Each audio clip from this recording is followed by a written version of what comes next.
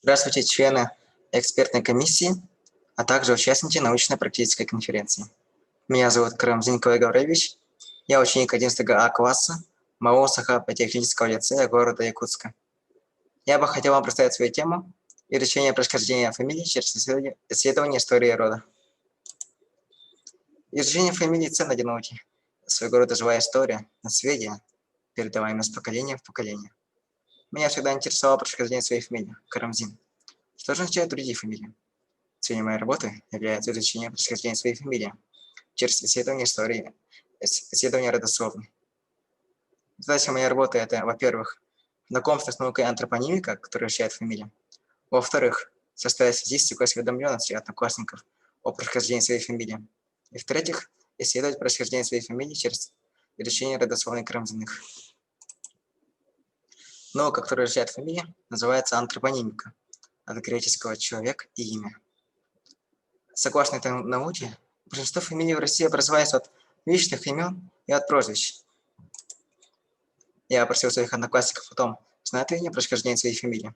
Как видно с диаграммы, большинство не знает происхождение своей фамилии. Большинство выбрали ответ «нет». Как видно с таблицы ниже, из 28 учеников большинство имеет фамилии, происшедшие от имен.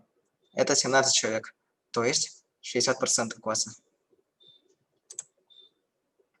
Перейдем к происхождению моей фамилии. Всего существует 3 версии происхождения моей фамилии. Первая гласит о том, что моя фамилия произошла от мордовского слова «карамс», имеющее значение «открыть, выдолбить».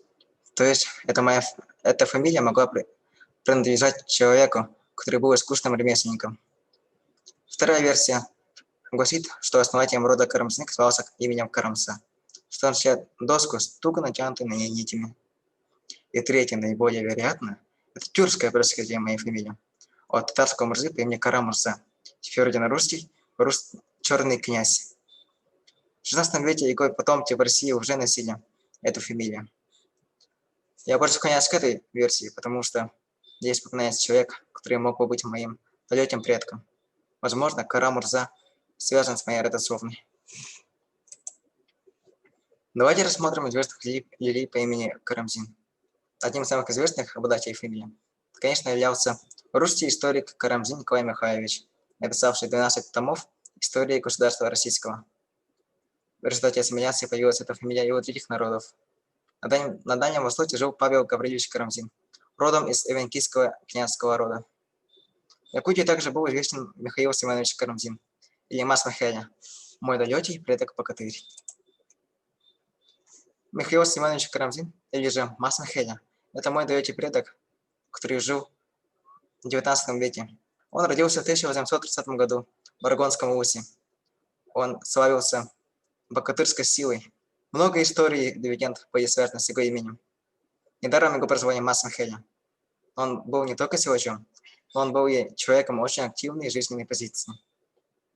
От Михаила исходит род Карамзиных, изображенный ниже. Я являюсь потомком Мас Михеля в четвертом поколении. Что можно сказать к выводу? Во-первых, мы ознакомились с наукой антропонимика, которая изучает фамилии. Во-вторых, через анкетирование мы узнали о происхождении фамилий моих одноклассников. И в-третьих, через исследование родословной Карамзиных я проявил интерес к истории своего рода. Я узнал о 3 разных версиях происхождения своей фамилии.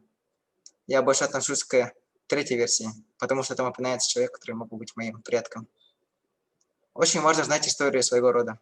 Нам нужно хранить информацию о своих предках и передавать ее с поколения в поколение. Спасибо за внимание.